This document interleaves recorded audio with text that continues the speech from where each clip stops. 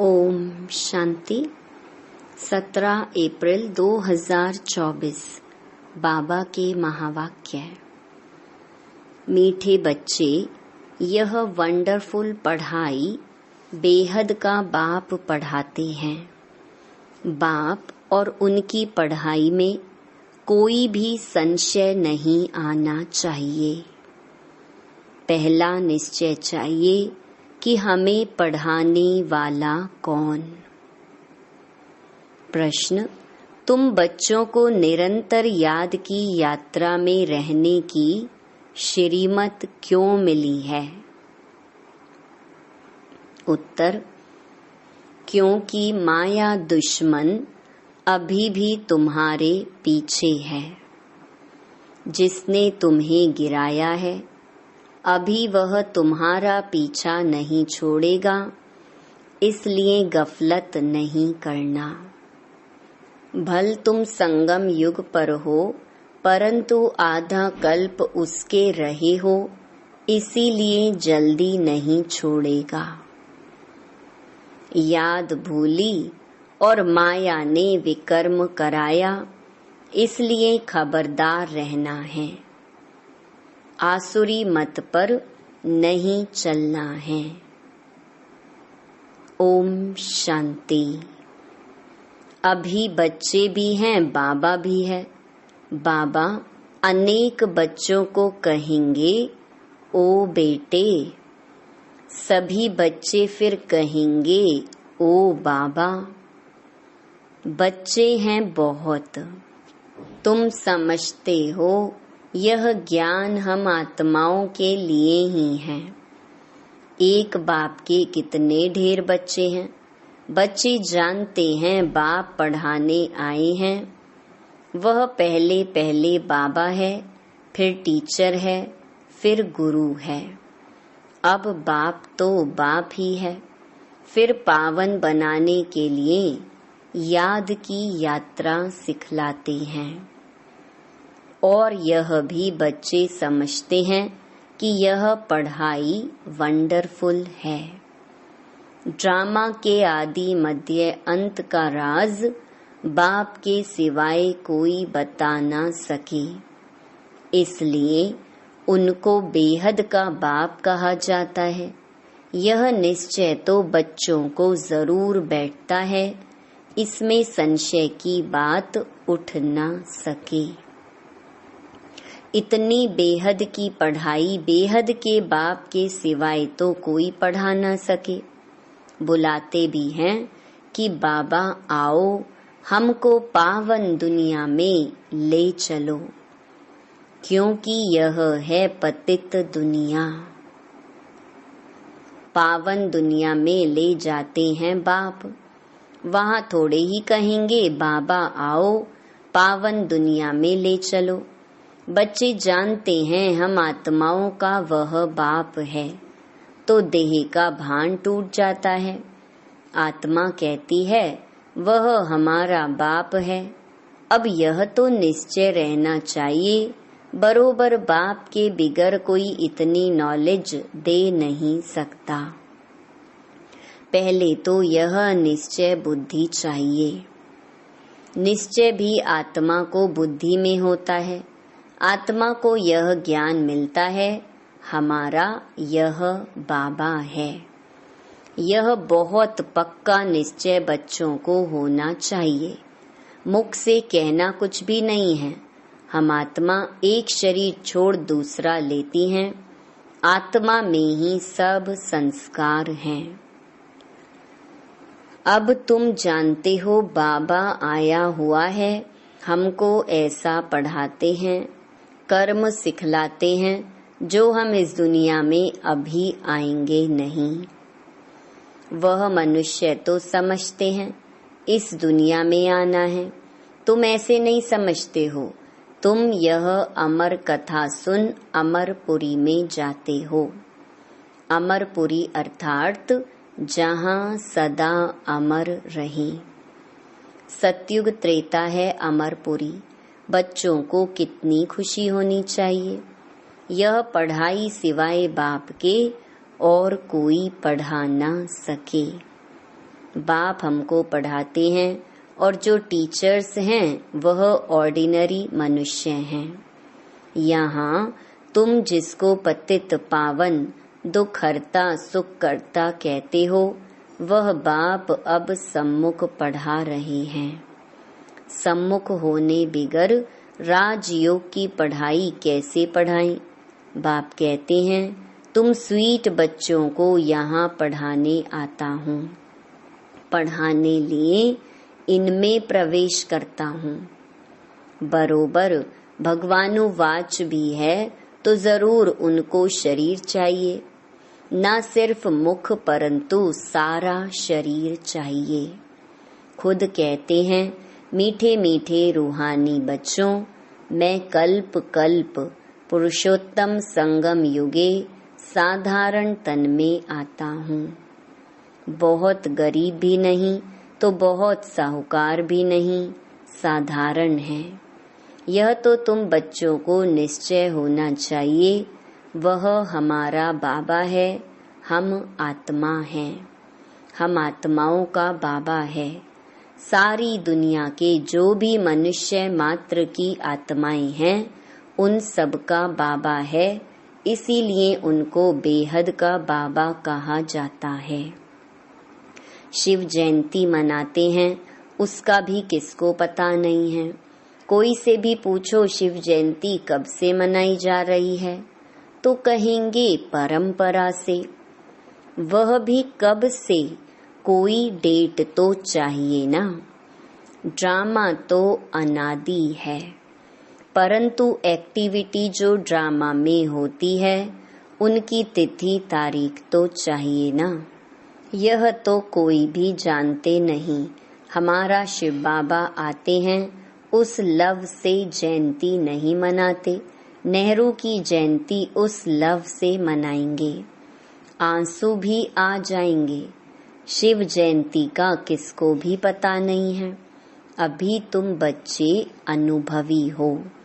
अनेक मनुष्य हैं जिनको कुछ भी पता नहीं है।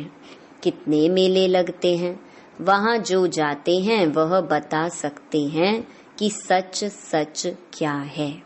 जैसे बाबा ने अमरनाथ का भी मिसाल बताया था, वहाँ जाकर देखा सच सच क्या होता है। दूसरे तो जो औरों द्वारा सुनते हैं वह बतलाते हैं। कोई ने कहा बर्फ का लिंग होता है, कहेंगे सत। अभी तुम बच्चों को अनुभव मिला है राइट क्या है, रॉन्ग क्या है। अब तक जो कुछ सुनते पढ़ते आए हैं वह सब था अनराइटियस। गायन भी है ना, झूठी काया झूठी माया, झूठा सब संसार। यह है झूठ खंड, वह है सच खंड। सतयुग त्रेता द्वापर पास्ट हो गया, अब कलयुग चल रहा है। यह भी बहुत थोड़े जानते हैं। तुम्हारी बुद्धि में सब ख्यालात रहते हैं। बाप के पास सारी नॉलेज है, उनको कहते हैं ज्ञान का सागर। उनके पास जो नॉलेज है वह इस तन द्वारा दे हमको आप समान बना रहे हैं।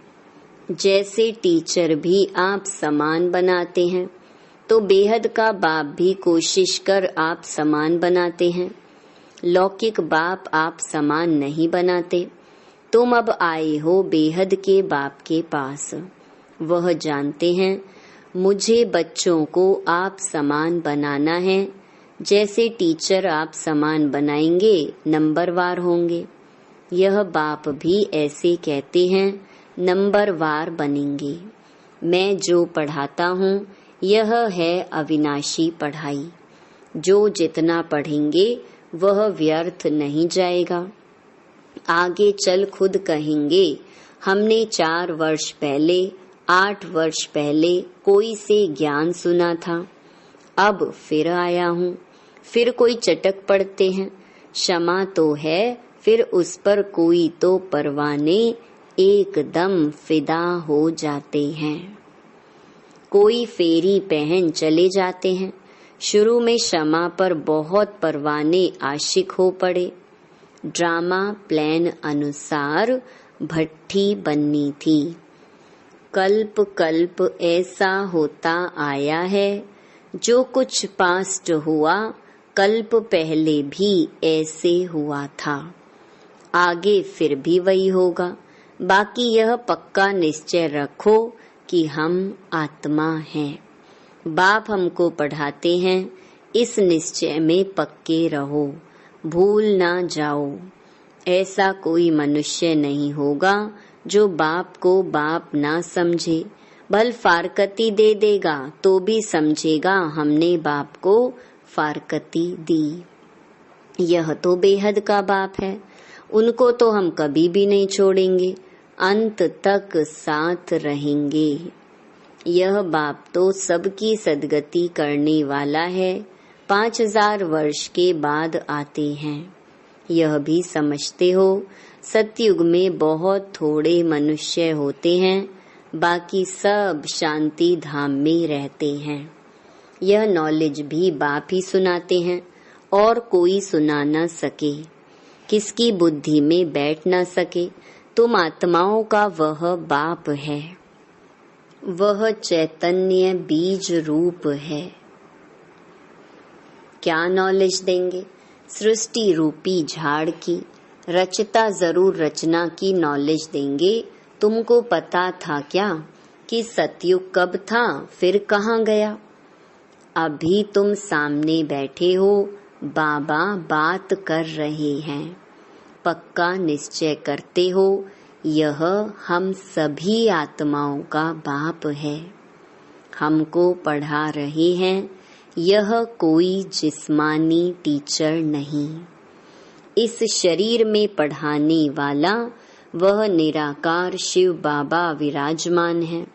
वह निराकार होते भी ज्ञान का सागर है।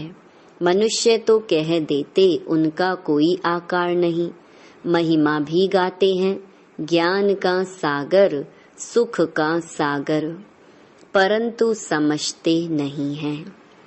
ड्रामा अनुसार बहुत दूर चले गए हैं, बाबा बहुत नजदीक ले आते हैं। यह तो 5000 वर्ष की बात है। तुम समझते हो हर 5000 वर्ष बाद हमको पढ़ाने आते हैं। यह नॉलेज और कोई से मिल ना सके। यह नॉलेज है ही नई दुनिया के लिए, कोई मनुष्य दे ना सके, क्योंकि तमो प्रधान है। वह किसको सतो प्रधान बना ना सके, वह तो तमो प्रधान बनते ही जाते हैं। तुम अभी जानते हो बाबा हमको इनमें प्रवेश करके बता रहे हैं, और फिर बाप कहते हैं बच्चे गफलत नहीं करना। दुश्मन अभी भी तुम्हारे पीछे है। जिसने ही तुमको गिराया है वह अभी तुम्हारा पीछा नहीं छोड़ेंगे। भल तुम संगम युग पर हो, परंतु आधा कल्प तुम उनके रहे हो तो वह जल्दी नहीं छोड़ेंगे। खबरदार नहीं रहेंगे, याद नहीं करेंगे तो फिर और ही विकर्म करा देंगे। फिर कुछ ना कुछ चमाट लगती रहेगी। अभी तो देखो मनुष्यों ने अपने को आपे ही चमाट मारी है। क्या क्या कह देते हैं, शिव शंकर इकट्ठा कर देते हैं। उनका ऑक्यूपेशन क्या है, उनका क्या, कितना फर्क है। शिव तो है ऊंच ते ऊंच भगवान, शंकर देवता। फिर शिव शंकर इकट्ठा कैसे कह देते? पार्ट ही दोनों का अलग अलग है। यहाँ भी बहुतों के ऐसे ऐसे नाम हैं, राधे कृष्ण, लक्ष्मी नारायण, शिव शंकर। दोनों नाम स्वयं पर रख दिए हैं।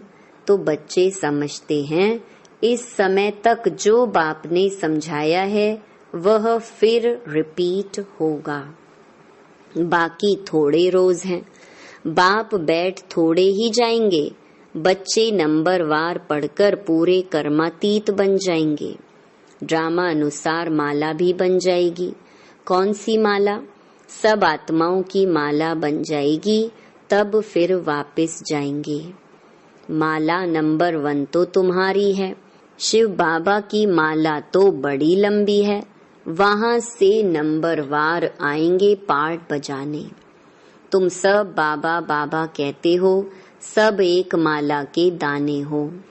सबको विष्णु की माला का दाना नहीं कहेंगे। यह बाप बैठ पढ़ाते हैं, सूर्यवंशी बनना ही है। सूर्यवंशी, चंद्रवंशी जो पास्ट हो गए वह फिर बनेंगे। वह मर्तबा मिलता ही है पढ़ाई से। बाप की पढ़ाई बिगर यह मर्तबा मिल ना सके। चित्र भी हैं, लेकिन कोई भी ऐसी एक्टिविटी नहीं करते हैं कि हम यह बन सकते हैं। कथा भी सत्य नारायण की सुनते हैं। गरुड़ पुराण में सब ऐसी बातें हैं जो मनुष्यों को सुनाते हैं। बाप कहते हैं, यह विषय वैतरणी नदी रौरव नर्क है।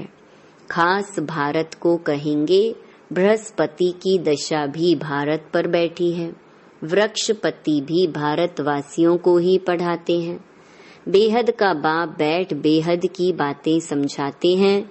दशा बैठती है, राहु की भी दशा है, इसीलिए कहते हैं दे दान तो छूटे ग्रहण।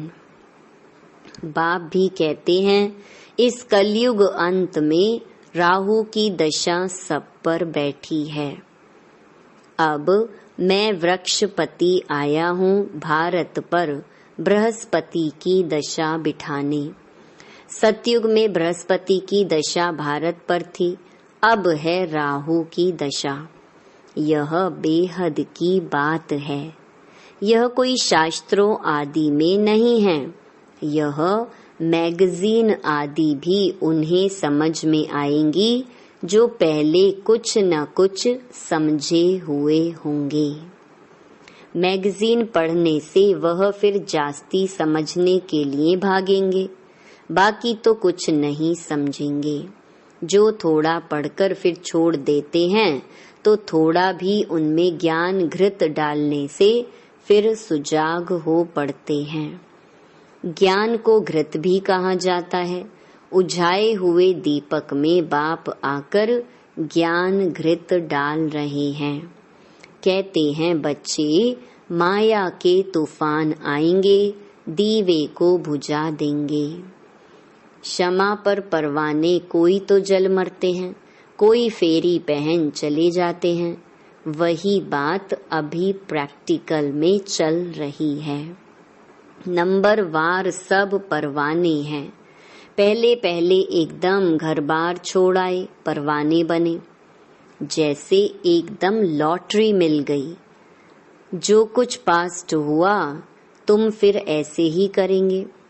भले चले गए, ऐसे मत समझना स्वर्ग में नहीं आएंगे।